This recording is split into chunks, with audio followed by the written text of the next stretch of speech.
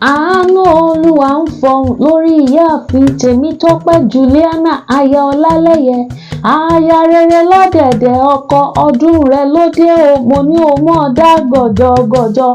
Lónìí ọjọ́ 22 oṣù kẹrin nídùnnú ṣubú layọ̀ nílé àwọn bàbá tó gbé bí ọlọ́mọ.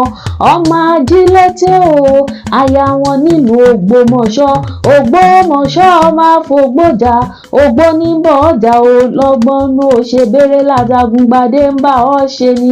Ògbómọ̀ṣọ́ kọ olè ó kọ ìwọ̀sí ó kọ àgbéraga. Ọmọ Ajagungbadé ọdún rẹ̀ ló dé o. Ìyáàfin Tèmítọ́pẹ́ Juliana aya Ọlálẹ́yẹ, ìyá Faith, ìyá Favour, ìyá Franjoy, kò sí bó o ṣe lè pẹ́ tó láyé ò ní tanná wo sàárè ọmọ, ò wá ní fojú sunkún ọkọ láṣẹ lẹ́dùmarè ọba. Àṣeyí ṣàmọ́dún o, àṣeyí ṣàmọ́dún kájọ ṣe mí sí ṣàmọ́dún.